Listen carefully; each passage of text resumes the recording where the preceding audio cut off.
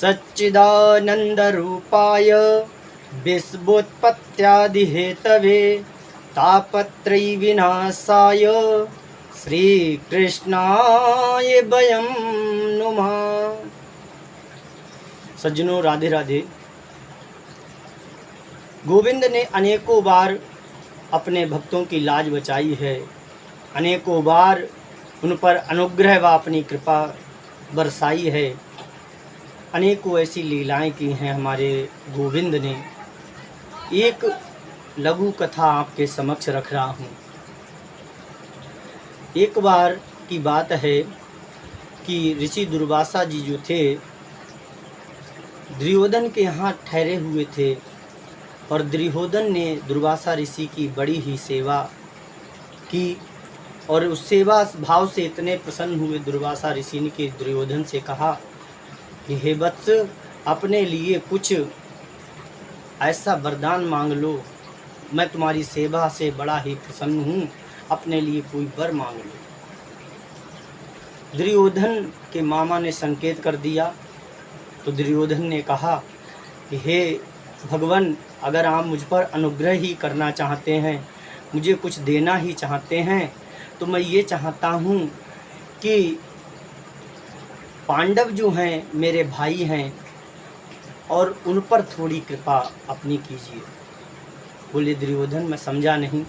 बोले भगवान, मैंने आपकी सेवा की, आप मुझ पर प्रसन्न हुए, तो मैं ये चाहता हूँ यह अवसर पांडवों को भी दीजिए, वो भी आपकी सेवा का सौभाग्य उनको भी प्राप्त हो, मैं चाहता हूँ।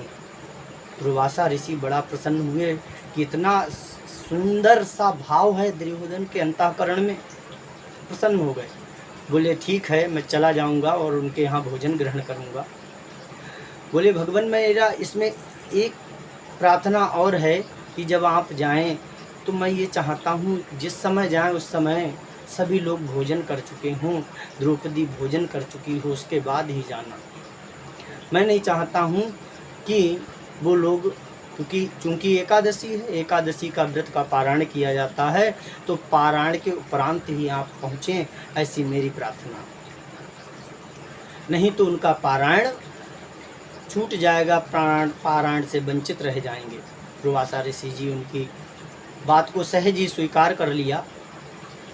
प्रातःकाल होने पर दुर्वासा ऋषि जी अपने शिष्यों सहित पांडवों की निवास स्थान पर पहुँचे और जाकर कहा कि हम सभी शिष्य सहित स्नान आदि से निवृत्त होकर आज का भोजन आपके यहाँ करेंगे। पांडवों को हर्ष हुआ और बाद में दुख भी हुआ कि हाँ, आज तो हम सभी ने भोजन ग्रहण कर लिया है, यहाँ तक कि द्रौपदी ने भी भोजन ग्रहण कर लिया है। क्योंकि दुख की बात यह थी, द्रौपदी के पास एक ऐसा अक्षय पात्र था या एक ऐसी बटलोई थी जिसे सूर्य नारायण ने द्रौपदी को दिया था उस पात्र को, और उसमें यह वरदान था कि जब तक द्रौपदी उस पात्र से भोजन नहीं लेती, यानी अपने लिए भोजन नहीं ग्रहण करती, तब तक उस पात्र में भोजन सामग्री कभी कम नहीं होती, चाहे कितने भी लोग भोजन को पा जाएं। पर जैसे ही द्रौपदी भोजन पा लेती हैं, उसके बाद बटलोई में अर्थात अक्षय पात्र में भोजन और नहीं होता।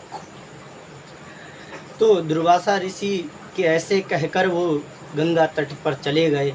इधर पांडव बड़ा चिंतित हुए कि अब क्या करेंगे, अब तो दुर्वासा ऋषि के श्राप को हमें भोगना ही पड़ेगा, उनके कोप का भाजन बनना पड़ेगा।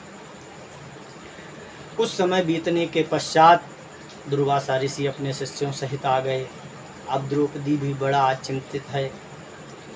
क्यों चिंतित है कि आज कैसे लाज रखी जाएगी, कैसे संतों का अपमान, संतों का निरादर हो जाएगा अगर आज उनको भोजन नहीं कराया।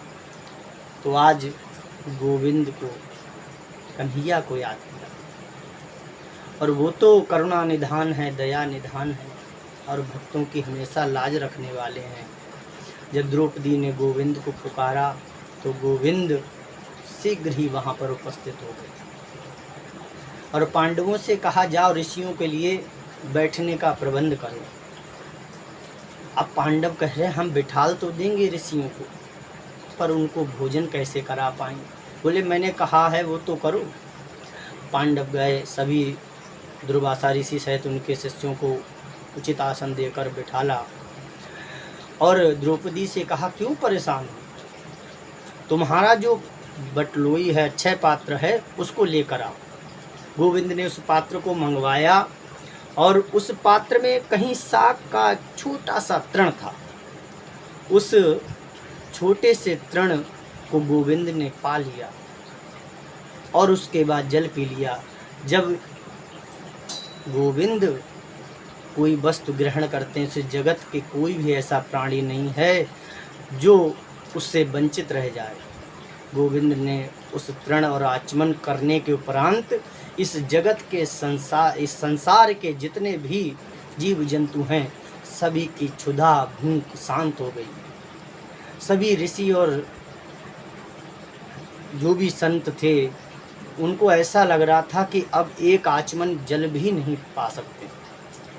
अब कहा जाओ उनसे कहना कि जल रखना जाके और भोजन ला रहे हैं। तो पांडवों ने ऋषियों से कहा जल रखने के बाद कि भोजन को ला रहे। बोले नहीं।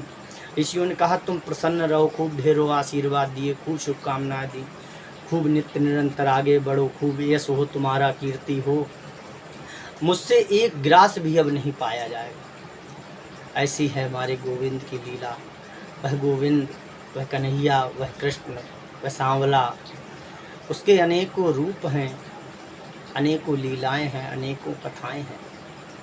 गोविंद इतने करुणा निधान हैं, कभी भी अपने भक्त को की लाज, कभी अपने भक्त की मान मर्यादा भंग नहीं होने देते। ऐसे मेरे गोविंद हैं।